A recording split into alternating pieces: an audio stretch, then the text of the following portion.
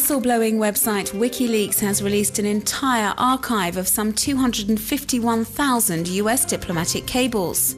This decision has triggered fierce debate as the organization, which was founded by Julian Assange, has chosen to publish all the names featured on the telegrams, something it has never done with thousands of documents released in the past.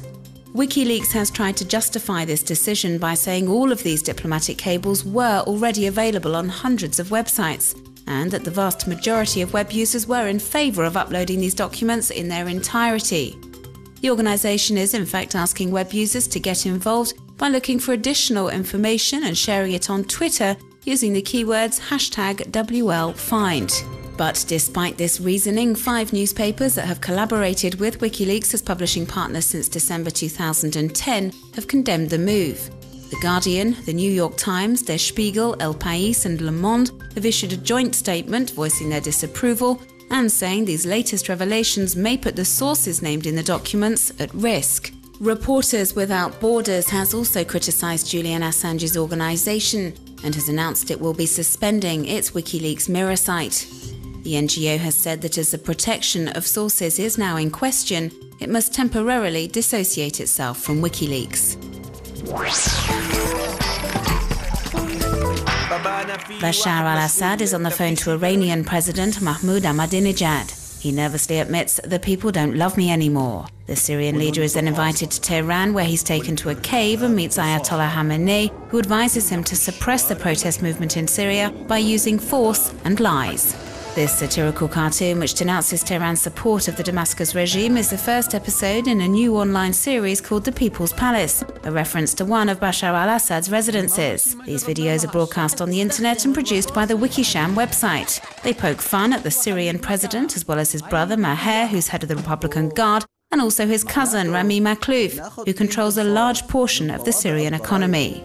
Syrian activists have somehow managed to hold on to their sense of humour despite the brutal repression. Satire appears to have become their new weapon, and they're not afraid to use it. In this other web series called Freedom Wobas, 2 comedians make fun of the official lines relayed by state media.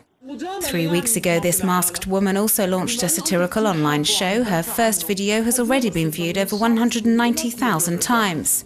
The unidentified presenter criticizes Hassan Nasrallah, the leader of Lebanon's Hezbollah, slamming his support of the Syrian regime. She states that if he wants them, then she and her fellow citizens are more than happy to give him Bashar al-Assad and his cronies, but adds they cannot be returned or exchanged.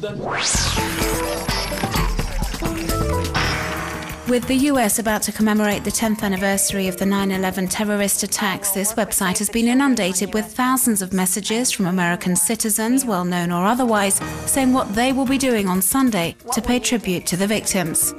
A great many online initiatives have been set up recently so that web users can look back over the terrible events which took place that day.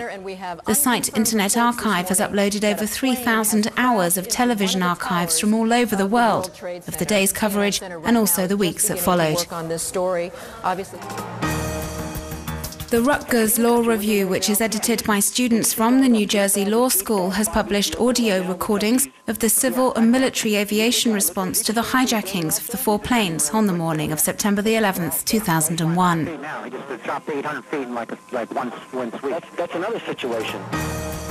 YouTube has teamed up with the New York Times, and web users are invited to share their accounts of 9/11.